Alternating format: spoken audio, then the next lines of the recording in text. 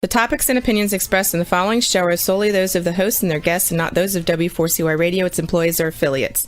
We make no recommendations or endorsements for radio show programs, services, or products mentioned on air or on our web. No liability, explicit or implied, shall be extended to W4CY Radio, its employees, or affiliates. Any questions or comments should be directed to those show hosts. Thank you for choosing W4CY Radio.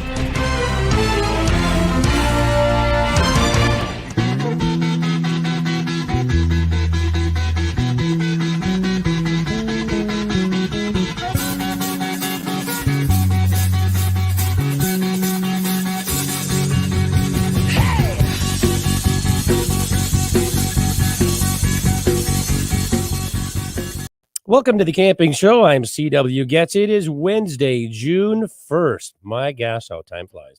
2022. We have a beautiful 74-degree sunny day here in north central Illinois. I'm thrilled to tell you that. Heading down to visit some relatives, some new relatives, newly discovered relatives in Florida tomorrow.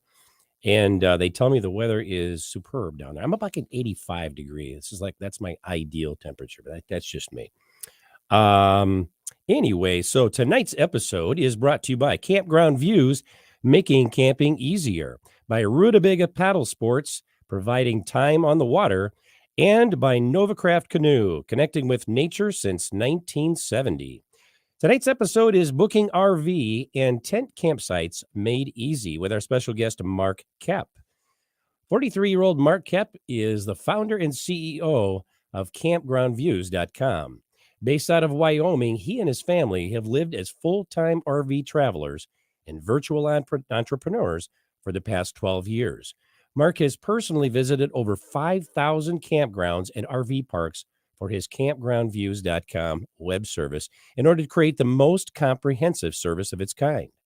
Mark is extremely well connected in the outdoor hospitality industry, reaching over 5 million campers and thousands of campground owners through his educational and informational platforms, as well as through campgroundviews.com. Mark and his team have created a groundbreaking, intuitive platform for the camping industry that makes it extremely easy to virtually tour a campground, view each of the campsites, know about the available facilities, and book the perfect site. With that, welcome to the show. Welcome back to the show, Mark. Hey, thanks for having me. Love being here. Yeah. So how is your weather? I asked you before the show, but I think I'll let you share that with the rest of the audience. How's your weather out there in Wyoming? Hey, we just broke 70 last week, and it's now a balmy 62 with showers predicted. So it's actually perfect weather compared to pretty much everywhere else in the country where it's warming up. Yeah, everybody's been getting a lot of rain lately. I mean, is that obviously the case for you guys as well? Yeah, it's great. Everything's super green and no complaints here. Last year, we spent the most of the summer in the smoke from the fire. So we're hoping that this rain keeps those fires away this year. I remember that. Well, hey, and listen, by the way, everyone, pardon my voice. If it's a little scratchy, and if I drink water here, I'm just getting over kind of a severe cold and a little bronchitis. So bear with me if you would. Well, Mark, it's been a couple of months since we last spoke with you. Have there been any new additions to the campground virtual tour technology? Yeah, a few. So big one is that we're at 878 campground virtual tours now live. If you remember when we first connected almost a year ago now, we had about 160 back then. We're at 878 now live. Campgrounds all across the United States, primarily in the West Coast and the East Coast, and utilizing these virtual tours to help people find really good campsites. And in addition to that, we've upgraded the technology platform that it's riding on. So we built this technology that it sits on.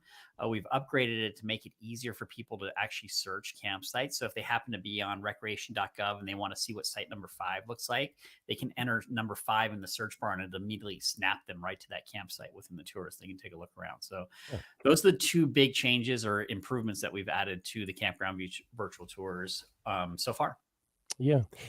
That number, tell me that number again, because I remember last time we were on the air, you just say, hey, we broke, was it 800? How many was it? I wasn't like 600 or something like that last time. It was something like that. Yeah. I was thinking it was like 8, but that's just me. May have been 8. Yeah. Well, the numbers. So we basically caught up with the videos that we captured last year. Now we're doing some more this year, and the big focus this year will be state parks. So we just finished capture of Arizona state parks. We just captured Tennessee state parks. And then the biggest news is that we received a grant from the state of Arizona, and we will be capturing 250 locations within the state of Arizona over the next year and a half. So that's the big news that really hit here recently. Okay. Wow. That's pretty cool. Well, for those who aren't familiar, can you explain what campground virtual tours actually are? Yeah, I skipped right over that, didn't I? So Yeah, campground that's virtual okay. tour, this is a new technology. So if you've ever gone and tried to book a campsite and you're looking at Google Earth and you grab that little guy to drop the street view in there and he never goes. Google Street View has never had, they don't have tours of campgrounds. And Okay. so we fill that gap. We allow you to drop into a campground and actually go around. And there's a difference between our technology and Google Street View. Google Street View is photos, so that's why you navigate picture to picture to picture. We Okay. actually use video. So you just hit play and you're going through the campground. You can kind of use your mouse to look around. And then when you're looking at a site, you'll see a little icon pop up on that site. If you click on that icon, it'll give you information about that campsite and actually allow you to book it. So it solves that big problem, that last mile problem that people have. It's okay to find a campground, but you want to find the right campsite. So we're helping people do that. Cool. Now, let me ask you this. Why did your team create the CVT tech, and who is it designed to help actually? Yeah, it's campers. So the reason we created it is it goes back to kind of our story that you introduced, our introduction. So my wife and I spent 12 years as full-time RVers traveling this country, and when I did that initially, I was running a digital marketing agency, so I could work virtually. A lot of people after COVID, that's really popular for people to go and live on the road. We were doing that 10 years before that was even popular. So we were out there traveling and living on the road and enjoying it. But what we found is that there's this huge industry, that the camping industry is massive and is completely underserved with the tools that were available. You could find campgrounds, but you had no idea really what you were getting into. And so from that, we ended up deciding, hey, let's help campground owners and campers connect better by actually showing each other what the parks look like. So from a camper's perspective, you can now go into a campground. We just launched a virtual tour for a company or a campground called Cassini Ranch. So CASINI Ranch, and it's cassiniranch.com. We just launched a virtual tour, and it was interesting because I told the gentleman when we looked at his property that nothing he had before, no photos, no videos, no pictures, did his property justice. The virtual tours truly do and show how beautiful that is. And so that was really the big thing for this technology, is how it enables campers to discover these amazing places that are all around us, and not just go to the popular spots, but go to the spots that are a little bit lesser known, but get into there and know that they're going to a good spot. Yeah. That's very cool. That's very cool. And then, by the way, CVT, give us that again. What does that stand for? Campground Virtual Tours. Campground. So that's just the acronym of what we're doing. Yeah, very good. And I see Bianca has joined us here. Am I right? Hi, I'm so sorry. I have no idea what happened. My fiance left Excel documents and all this stuff, and it freaked out the computer. Techno craziness, man. Slow time. I don't know. It's all good. It's all good. So, well, you can field the next question there. We're on number 4 if you want. Okay, yeah, no problem. I'll just jump right in.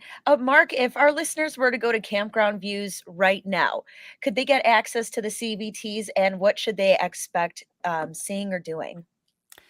Yes. So if you go to campgroundviews.com right now, campgroundviews.com, at the top, there's a link that says virtual tours. If you click on that, all you have to do is scroll down a little bit on the right-hand side, and you'll see some campgrounds pop up that have a little green featured tag on them. If you click on those feature tags, you will go directly into seeing a virtual tour and be able to experience it. Try them out. All those are free to use. You can use all those virtual tours. Those are campgrounds that are paying for your access. Basically, they're paying to give you access to that for free. You can try it out. And then up at the top of the page, there's a join button. If you click that, it'll give you information about what we're offering. There's a real working example there for you to try it out. And then we invite you to join to get access to the other 870 so campground virtual tours. Very cool. Very cool. Very cool. All right. Well, I tell you what, with that, we're going to take a little break here. Don't go away. We'll be back with more of the camping show on W4CY Radio and Talk 4 TV after these messages.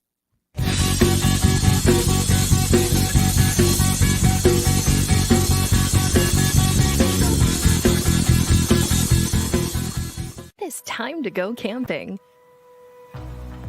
Introducing Campground Views virtual tours. You can tour the campground, see the sites, see if they are available, and click to book your perfect spot. Hit the open road and explore the amazing places found in nature. We make it easy to discover, find, and book your site so that you can go have the fun and freedom you seek. Campground Views virtual tours make it easy and simple for you to see where you are going. A few years ago, someone asked Rutabaga's owner, Darren Bush, "Hey, how long have you guys been selling boats?" Darren replied, "We don't sell boats. We sell time on the water." Of course, that comes in all types. We help people paddle more safely with Rutabaga outdoor programs. We rent canoes, kayaks, and stand-up paddleboards. We sell and install racks to get you from home to adventure. Rutubaga's got everything you need to get you out on the water, like paddles, life jackets, dry bags, and clothing. Rutabaga Paddle Sports, on the web at rutabaga.com. Mention you saw this ad on The Camping Show. There's nothing like being out there. For over 50 years, we've been connecting people with nature by building classic Canadian canoe designs using the best materials available. We built a reputation on durable, dependable canoes that allow you to focus on what's important, whether that's unplugging in remote wilderness, spending quality time with your favorite people, or nailing the perfect line. Visit novacraft.com to find the perfect canoe for you and locate your nearest authorized dealer.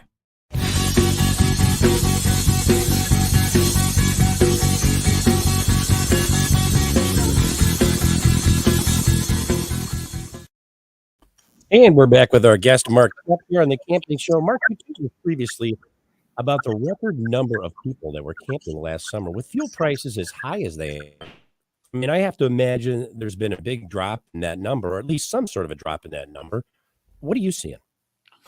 You know, so we just coming off the Memorial Day weekend, and campgrounds. We have access to campgrounds all over the United States. We interact with about 3,100 campground owners and operators, and so we've been asking, what's going on. Obviously, fuel prices are frankly crazy. Like in California, they're $6 a gallon right now, right?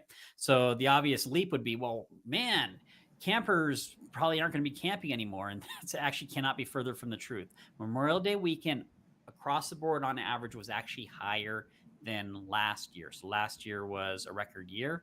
That was actually up a little bit more this year. What's happened is that people, your options are still expensive. So if you've taken a look at air flights are expensive.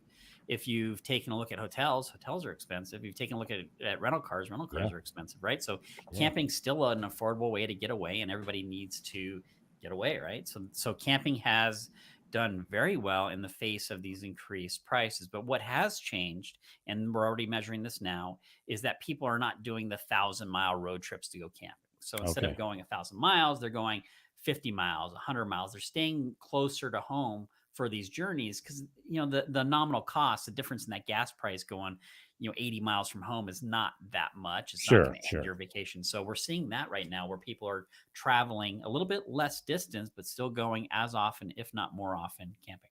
So they're kind of trading the distance maybe for the frequency of their trips. Is that about right? Exactly. So camping, there's some data about the camping industry.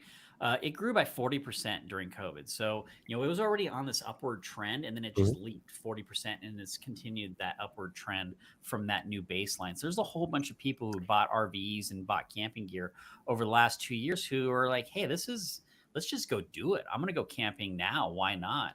And so they're still going to go camping, and we're seeing that right now. And obviously I don't want to say too much about fuel prices because who the heck knows where they're going to be. But in the face of, literally AAA said over the weekend, record high fuel prices Memorial Day weekend, yet we still had a record number of people camping. Yeah, that's pretty cool. And I did not know that the numbers were actually heading that direction.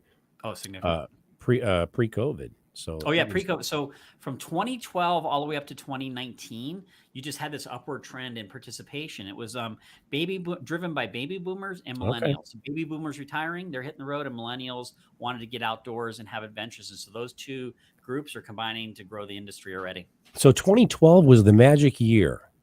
Yes. Really? Yeah. Wow. So my wife and I, we went full time in 2009. And so between 2009 and like early 2012, we could go anywhere, anytime with no reservations and stay for as long as we wanted. It was Yeah. all of a sudden 2012, bam, just people started hitting the road. And if you go back and look at the demographics, that's when the boomers really started retiring. And the Mhm. reality is life is short. Why not buy an RV and hit the road and go travel? And so you saw more and more people doing that. Yeah. And that's just snowballed and built up to where we're at today. Interesting. That's very cool. Very cool. Mark, given the campgrounds and RV parks are still full and busy, and this trend of a high, high attendance continues to go for you guys, what advice do you have for our listeners who will be camping this year? Yeah, that's a good question. So one of the things you probably thought when I'm saying, wow, we're packed, you're like, oh, great, I'm gonna have a hard time finding a campsite. So the advantage you have is you're actually gonna have a little bit better time finding a campground. And here's a few strategies on doing it. So number one, recognize that if you're in a popular area, big city like Los Angeles, San Francisco, New York, wherever you're the big city that you're in, know that if you draw a radius around your location for 80 miles, that those campgrounds will be, especially the RV parks, if they're family oriented, they will be filled up on the weekends. During the week, though, they're going to have availability. So not camping on the weekends, camping during the week. That's one tip. Another thing is to use tools like Campground Views to find kind of the hidden campgrounds that not everybody knows about and are still available. I was just doing this demonstration earlier today for some folks who were like, there's no campsites available in Colorado. And I literally clicked on the first one, pulled it up, and I was like, look, there's 5 sites available at this campground tomorrow, which is right down the road for them. So point being is just having a toolkit available. Yeah. The other thing is if you draw that 80-mile radius and your campgrounds are really full and you're like, oh, I can't get in there, especially try right before the weekend. Because one of the things that's happening right now in the camping space is people are changing their plans very rapidly. So there are folks that are actively canceling their camping trips because something changed. Either the fuel prices are so high or something changed in their life where they needed to cancel it. Those rates are actually higher than in the past. So it allows you to jump in and grab that site. That's happening right now. People are booking sites pretty much last minute. So you can jump into that stream there and grab a campsite for this weekend or pretty much any of the popular weekends. Cool. Yeah, very cool. Hey, Mark, got a funny one here for you. Listen, shake your crystal ball, all right? And tell us where you see camping going from here. What does it look like next year, the year after, and then like even in 5 years from now? So that's a hard question because it depends, right? One of the jokes I say is that my new management style is only planning 3 days in advance because who the heck knows what's going to happen after that, right? So you're asking me to go longer than 3 days, but what we're seeing overall is I think there's a bit of people realize their lives are short. The COVID experience just made it, right? So people realize that life is short. And as a result, you're seeing people decide, you know what, let's go camping. Let's go enjoy some time together. So we're going to continue to see, and obviously this Memorial Day was really a test, so we're in the face of this crazy high fuel prices, yet people still went camping. So I would expect that this year we'll continue to see that trend. Where we go beyond that, that's a little bit of a gray area. Who knows? It depends on other factors, right? If you go into a significant recession or whatnot. But even in recessions, this industry, is really resilient. People go camping anyways. So I would expect to see continuous growth in the number of campers. Where you will see a trend line is you won't see the crazy RV sales numbers. So you won't see them selling record numbers of RVs. So if you're actually interested in buying an RV, now's actually a good time to start looking at Craigslist and Facebook Marketplace and whatnot, and looking for a used RV. There's actually a lot of them starting to hit the market right now. And it's a good opportunity to kind of pick up a nice, relatively new unit for an inexpensive price and get into the lifestyle. So camping's awesome. It's going to be here to stay. I mean, worst case scenario, we'll all be living in tents if everything else hits the road. So in that case, camping could go to the moon. Tents are RVs. What would your? I know what your preference would be. Hey, let me ask you a question. The luxury RV, please. The luxury RV is the way to go. Let me ask you a little off the wall, Mark. Yeah. And I'm gonna. If you don't want to answer this, just go ahead and say so. Is there? Speaking of RVs, are there models of RVs? We won't slam companies, but we'll just say, are there models of RVs that you would recommend from your experience, maybe thinking twice about? How's that? That's a good question. So here's how I would say it. So this question's for somebody who's never bought an RV and who's thinking about it. Yeah. Or My maybe just the advice, length too of it, that sort of y- thing. Yeah. yeah, my advice to you would actually be go to rent one. So there are all these peer-to-peer rental sites like Outdoorsy, RV Share, even Camping World's got one now where you can go rent somebody's RV and take it out. So to that point, if you're actually looking at a brand or model, I bet you can go online and be able to rent one that's either very similar or the same brand as that one you're looking at and try it out. So there isn't actually a lot of difference between the brands other than price points and the quality of the amenities that they're putting into them. And so really you have to ask the question, how often will I be using it? How long will I own it? And what type of quality do I want? Because you can buy some inexpensive units that are all plastic. And the reality is if you use those a lot, you'll be breaking the plastic and replacing it. On the flip side, though, um, if you were to take an RV that is better built and you use it often, you're going to have a good experience. So there are some units out there. The biggest one is, say you want to go live full time in an RV like my wife and I did for 12 years. I would advise you not to do it in a truck camper, not to do it in a pop-up camper, and don't do it in an Airstream. Airstreams look really cool. They're terrible to live in. They don't have enough storage space and not enough room for you. So they're awesome to go camping in and on trips and all that stuff. And I might get a bunch of hate mail from Airstream lovers. But you don't see a lot of folks full-time living in an Airstream. It just doesn't have the space that you do in a big fifth wheel or some of the big Class A's. So it's about adapting your type of camping to the type of unit and how often you're going to use it. And you can go out there. What I will say, though, about that question is over the last 2 years, there's been a lot of new RV manufacturers that jumped into the space that are building some really nice units at very affordable prices. I was touring one, I won't drop their name, but I was touring one here recently that was super nice. Like I was so impressed with it. I almost was interested in buying one, but yeah. So it's just a matter of keeping your eyes open. The biggest risk about RV shopping is the line of every time I go RV shopping, I start it with a new RV because they look really fancy. They're really nice. Sure. Don't do that. Go out and rent one, try one out, and then go from there. You can rent an RV. Yes. Now, see, I wasn't aware of that either. Learn something every show. Yeah. So these peer-to-peer RV sites, you can go rent most any type, everything from a little pop-up all the way up to a big Class A. The price point range is right anywhere from $80 a night to several $100s a night for the RV. And you can go use it and try it out. I would recommend anybody who's ever considered it to rent first to go try it out. I mean, it's a lot cheaper to insure somebody else's vehicle that you're going to run into tree rather than yours. That makes a lot of sense. And I'll tell you what, I did not realize the storage issue that may, the lack of storage maybe that some don't have.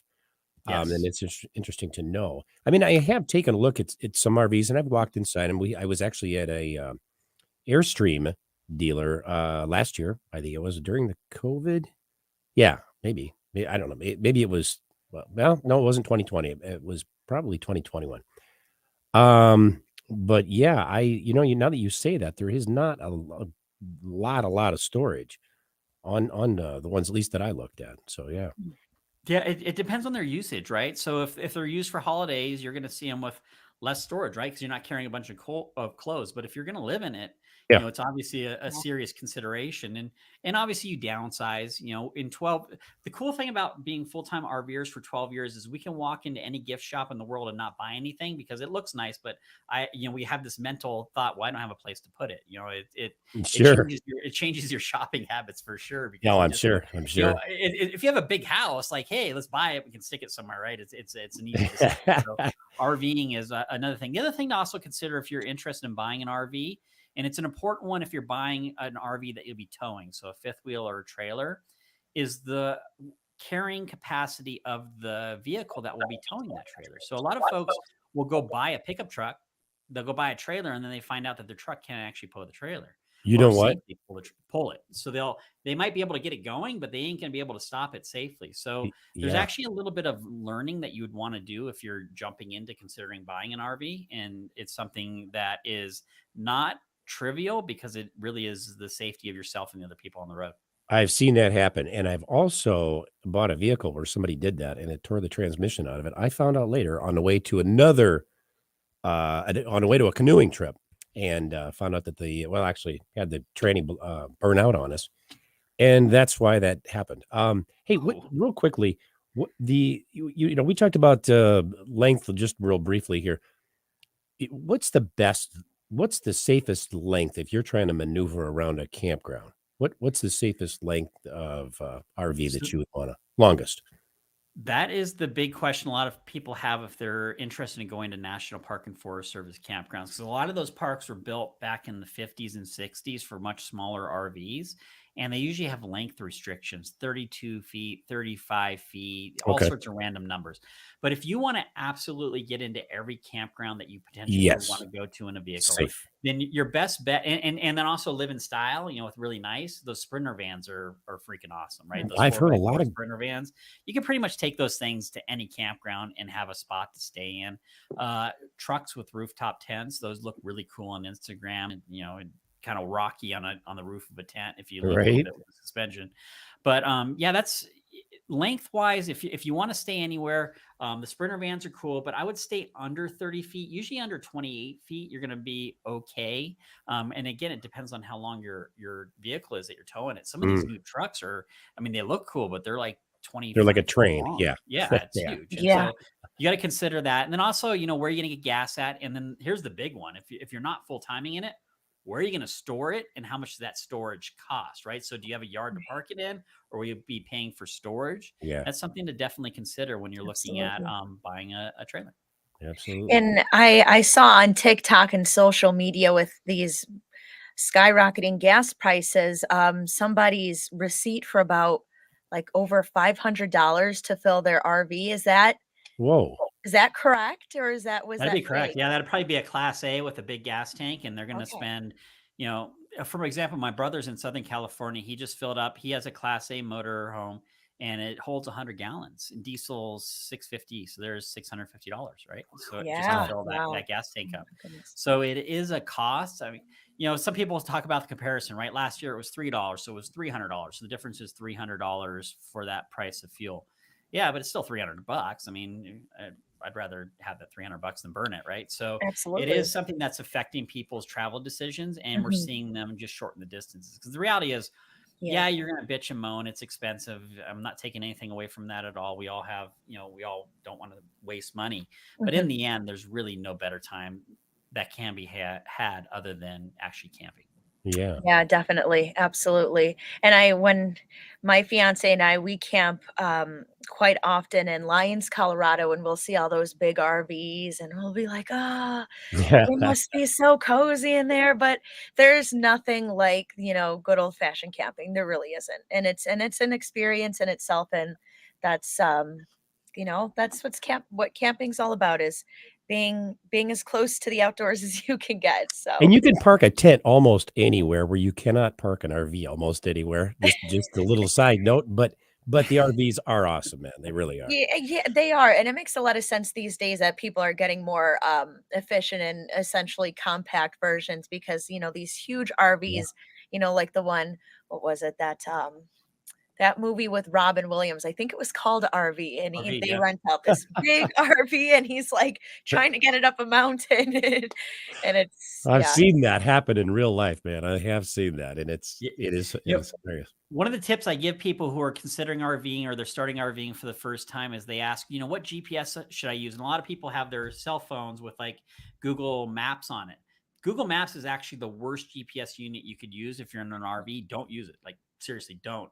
For example, you can do searches around Colorado where if you use it, it'll route you on dirt roads, because that's where it routes. The way Google Maps works is it shows like me that route, and then it tracks me. Did I go on that route? Okay, I made it. Let me show it to somebody else.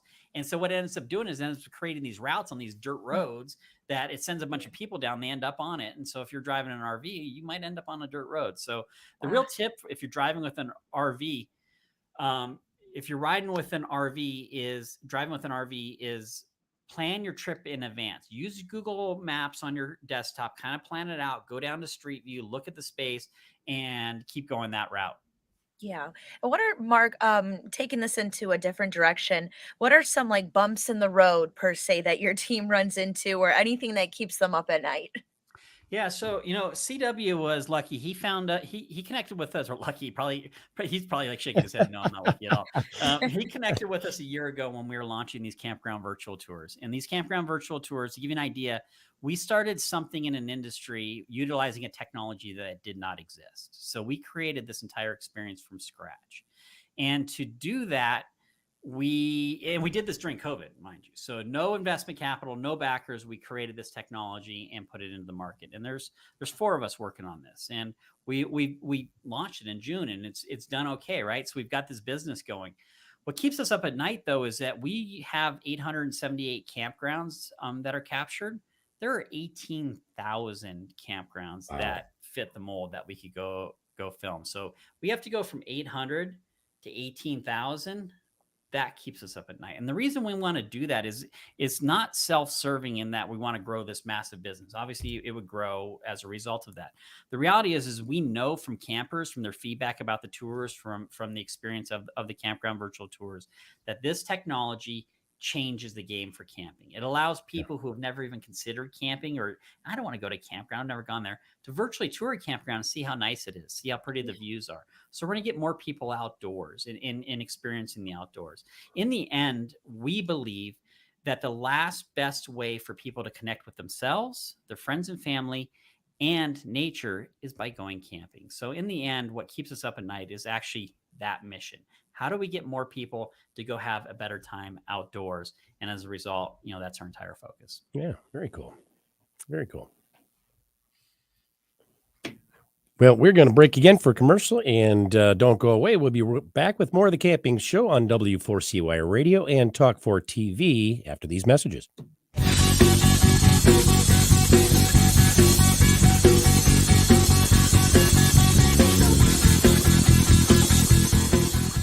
It's time to go camping. Introducing Campground Views virtual tours.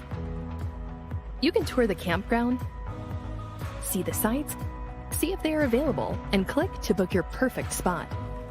Hit the open road and explore the amazing places found in nature. We make it easy to discover, find, and book your site so that you can go have the fun and freedom you seek. Campground Views virtual tours make it easy and simple for you to see where you are going. A few years ago, someone asked Rutabaga's owner, Darren Bush, "Hey, how long have you guys been selling boats?" Darren replied, "We don't sell boats. We sell time on the water." Of course, that comes in all types. We help people paddle more safely with Rutabaga outdoor programs. We rent canoes, kayaks, and stand-up paddleboards. We sell and install racks to get you from home to adventure. Rutubaga's got everything you need to get you out on the water, like paddles, life jackets, dry bags, and clothing. Rutabaga Paddle Sports, on the web at rutabaga.com. Mention you saw this ad on The Camping Show. There's nothing like being out there. For over 50 years, we've been connecting people with nature by building classic Canadian canoe designs using the best materials available.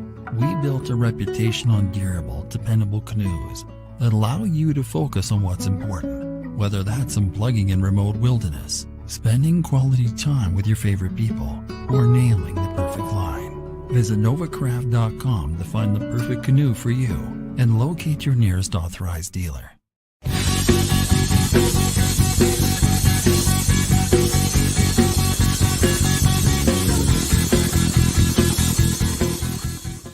And we're back with our guest, Mark Koep, here on the Camping Show. Roxy, we've got some photos I'd like to have you put up there and have Mark tell us a little bit about each of them, if he would, please. Okay, yeah. CW, I sent you over these photos from the website. So this first page you're looking at is an example search result from campgroundviews.com. And if you clicked on the virtual tours button at the top of the screen there, you can actually see it on this image. It'll bring up a result, and you can scroll down on the right-hand side. Those parks that show featured, if you click on those, and I think that may take us into the next photo, but if you click on those, it'll actually take you into the ability to see a virtual tour for free and try it out for yourself. Here we are looking inside one of the virtual tours. This is the experience. It's obviously a static photo, but the user has the ability to grab the screen and look around, just like Google Street View, right? So they can see what's behind them, what's next to them, how wide that campsite is. And then this is the information box that actually pops up when you click on the icon. And as you can see, this box in particular is green. If you're listening to this, the box is green. Trust me, it's green. But the green box means that site is actually available during the dates that the user has entered. And they're able to enter their dates in a few spots. You'll see that little calendar icon in the player. If a user clicks that, it actually pops up a calendar and allows them to see it. And there it is. Yep. Very cool. Good timing on that transition. So the calendar itself, you can set the dates of your stay and be able to real-time update the availability of the campsites within that campground. The red, they're not available. Green, they are available. So really, red, stop, green, go. And when the site's available, you can click and go book it and know that that site that you're looking at is going to be available when you get over to recreation.gov to reserve it. I think that's very cool that that the menu is right on the screen, right on the screen. You don't have to go somewhere for it. And I have friends that subscribe to your service, and they absolutely love it. So anyone listening, wondering about it, trust me, it's all that in a bag of chips. Yeah, that's so cool. I'm definitely going to tell my friends about it. In 3 weeks, we're going to Shelbyville, Illinois to go camping. And that's just such a useful tool to have, especially if you're a frequent camper. Absolutely. Yep. Absolutely. The only objection we get from campers is that, hey, you don't have virtual tours for the campgrounds that I want to go to. And again, that goes to what keeps us up at night, 18,000 versus 800, right? We're working our way there. And the reality is to the experience, our CTO, Steven, who developed the technology, he's not thinking small on this thing. This is a scalable platform. What you're viewing when you see the information layers on that 360 experience is layers. We call them layers. And so we've got a data layer right now. Eventually, we're going to have a user-generated layer where you can actually add notes on this video at any spot for yourself. So you can add comments about the campground, comments about the campsites, and you can either make them publicly visible or just for yourself. So you can actually note this visual experience. And there's really nothing like this on the web that truly integrates a visual search experience for information. If you realize most of the web searches are photos, videos, or text, this is a combination of 360 video with augmented data and then eventually the ability to edit it yourself. Yeah, it is awesome. And in this example right here, you're actually looking at the overhead map. What's very unique about what we're doing is we're actually identifying the exact GPS location of every campsite within that campground, and then showing you a real-time overhead map. So if you've ever done a campground map, you know it's always usually cartoonish drawing, and you really don't know how far you are from anything. It's really, kind of basic. In this case, you know exactly how that campground is laid out, and you can see where the sites are relative to one another by clicking that overhead map. Yeah, that is so cool. I love that whole. I don't know who came up with that, Mark, but genius. Was that you? I won't take full credit. It worked with our team, and Steven developed the technology that enabled that. Yeah. Definitely had the vision on this and put together the team to build it. It was funny. We're in the process right now. Again, the 800 to 18,000. We're in the process of talking to investors because in order to do this, we need cash in the door to grow this thing. Yeah. And I was sharing with an investor actually earlier today, talking about what we're building here. And I said, what we've got here is pretty cool. I could make a nice lifestyle and never raise investment, and we could just run this business as it is. But then we're missing out on helping a lot of people. This tool can legitimately help a lot of people. We almost have a duty to take it bigger, faster. And so, thank you on noticing that. This thing is significant. It helps a lot of folks. That's very cool. Mark, looking back, you and your wife were full-time RVers for like 12 years. I mean, that's back when it was, before it was like really cool to do so. What lessons, what lessons did you learn from that experience? And what advice would you give our listeners who may be considering trying it for the first time? Yeah, it's a big topic right now. There's a lot of folks that have, because they are working from home now, right? They don't need to be in an office. Their kids are remote schooling or whatnot, or partial schooling. They have a little bit more freedom. And with that freedom comes the question of what do we do with that freedom? And so what I would share with you is the conversation my wife and I had back in 2008. So we've been married about a year and had a conversation about what would we do if we had all the money in the world? And the answer was easy. We would travel. We said, okay, well, we don't have all the money in the world. Can we travel? And we said, yeah, we can buy an RV and hit the road and, maybe go a year. Honestly, our plan was to do it for a year and a half when we started out. 12 years later, is when we finally stopped. And so what I would share with you is that life, number one, life is short. Number two, you only have one life, right? So it's short and you only have one. So if this is even a concept that's going through your mind, Hmm. I would say start moving towards it. And you got to be smart about it. I'm not saying sell everything tomorrow, buy an RV and hit the road. Like that would be stupid, right? You need a plan for this. You need to take the time to actually Sure. do it right and give yourself about a year to do it. It took us about a year to get everything situated to where we did it. And once we hit the road, we had a whole bunch of hiccups along the way. Crazy story. Like I don't know how we had one story, for example, this is day one. I don't know if did I share this story with you, CW, our Yep. day one trip? I do. I remember that what you're Okay. going to tell me, but yeah.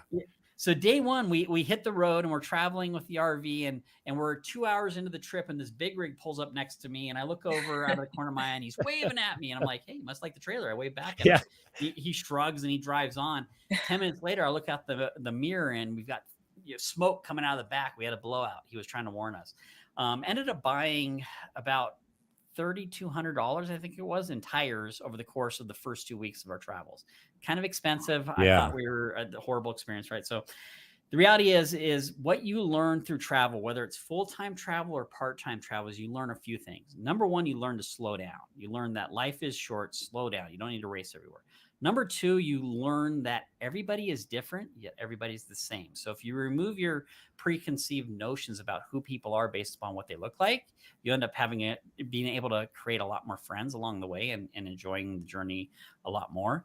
And then number three, and probably most important, is the big question I get asked a lot right now. People say, hey, you traveled all over the country. What is the best spot? And my answer is simply all of them. It just depends on when you're there and what your attitude is. So the reality is it's an amazing lifestyle. If you have the opportunity to do it, I would say move forward and try to do it and try to make it a reality, but keep your life and your family in tow. The worst case scenario is if you hit the road and your husband or wife or significant other that you're traveling with ends up hating it and you guys get in a fight. So take it slow, do it right. And it's an enjoyable way to go explore this country or other countries altogether. Yeah. Very cool. Yeah, and definitely a different dynamic as far as I'm sure your relationship with your wife, having that smaller amount of space and you're in the outdoors, so you got some more room to breathe, I'm sure, but definitely a different dynamic as far as your relationship, I'm sure. It's a big one. I actually have a sad story on that. So we were in Pennsylvania at this RV park, and this was maybe 3 or 4 years in the journey. And there was this gentleman for 3 days. He spent the entire day outside his RV. And finally, like on the fourth day, I'm like, this is weird. I walked over to talk to him. I'm like, hey, what's going on? We ended up having this long 45-minute conversation. Turned out that he and his wife had these long-term plans to buy an RV and hit the road once they retired. They did that. They retired, got on the road, but they always worked separately from each other and didn't see each other in the evening. It turned out they hated each other. And so they were like, so the example, to your point, wherever your relationship is going, you put it tighter together, your relationship's going to get there a lot faster. So yeah. Yeah, that is true. One of the things we love about the industry, CW and I, is that it's obviously all about the outdoors, the adventures, and having fun. Now, if we have listeners who never really experienced the outdoors, what beginner tips could you give them as they venture out on the road? Yeah, that's a good one. Now it's going to depend a little bit about where they're at, but my advice to you would be do it incrementally. So if you don't spend a lot of time outdoors, simply go outside your house into the backyard. Hang out in the backyard for a second. If you're in an apartment, go down to the local park. Just don't do it at midnight, right? Do it in the middle of the day when it's a little safer. Head down to the local park. From there, then step out to your local county parks. There's probably a county park that you can go to. Go there next. Go hike around. You don't need to camp. Just go hike around for 25 minutes to go home. And then keep stepping that up. Go out a little bit further. Go to a state park. Go to a forest. And just slowly step it up. I'm not saying go into the middle of the wilderness and start hiking around for 4 days. Yeah. Do it incrementally. And what you'll discover is, first off, do you like it? And I guarantee you will like it. So do it incrementally, and that'll get you out on the road to really enjoy the lifestyle and to discover that the outdoors are pretty amazing. If you've never hugged a tree, it's a slang term. It's actually kind of fun to do. If you've never been to the redwoods, I recommend going to the redwoods and hugging a redwood tree. You will never feel more small and insignificant in your entire life than when you're hugging a redwood tree. Now, did you do this drunk or sober? I'm just sober, curious. completely sober. My wife made me do it. I was completely against it. I was like, that's the stupidest thing ever. Right. I'm not hugging a tree. And she made me do it. There's actually, CW, there's actually research out there that shows that simply touching a tree, so leaning against it or hugging it, Yes. reduces your stress levels like some significant amount. Oh, And wow. there are hospitals now, like there's a hospital up in Tahoe where part of their recovery for surgery is actually taking people for short hikes around the hospital in the trees in the woods, because Oh, wow. Yep. the I can believe trees, whatever you want to believe, on another plane, the trees are actually a calming factor in life. And so it's why, Yeah. and you've experienced this. If you've ever been stressed out in your day and you simply walk outside and stand under a tree, all of a sudden you feel relieved and less stress. It's actually something Yeah. that helps. Totally agree. Truly, truly majestic, especially just being right under those redwoods. That's got to be an experience. Yeah, It's for awesome. sure. Yeah, I was literally just out in California back in April and had a chance to go through the redwoods, and they're just awesome. I mean, Yeah. it's so awesome. Well, Mark, where can our audience learn more about Campground Views and get started using this incredible service? So I'd invite you to go to campgroundviews.com, and at the top of the page, you'll see the Join Now button. Click that and you'll get more information about it. Again, if you want to try them out for yourself, click the Virtual Tours tab and click on those feature parks, and you can actually see them in action and see how good those are. Okay. Mark, thank you so much for joining us this evening and being our guest on the Camping Show. It was a pleasure having you here with us. Thank you so much. Oh, I love it. It's such a pleasure to be with you. And CW, thank you for sharing our journey as we've gotten here. So I look forward to more as we go along and continuing to share with your listeners where we're going with this thing. Well, you're very welcome, Mark, and we'll definitely be having you back. So, all right. Thank you. Well, listen, we'd like to thank each of our sponsors for bringing you tonight's show: Campground Views, Rutabaga Paddle Sports, and Novacraft Canoe. And be sure to tune into our next episode of Passion That Exploded with special guest Nick Gordon. Until then, thank you for tuning into the Camping Show. This is CW Getz, And I'm Bianca Cahill. reminding you, Learn more. do more. See you next week. Have a good night. Bye-bye.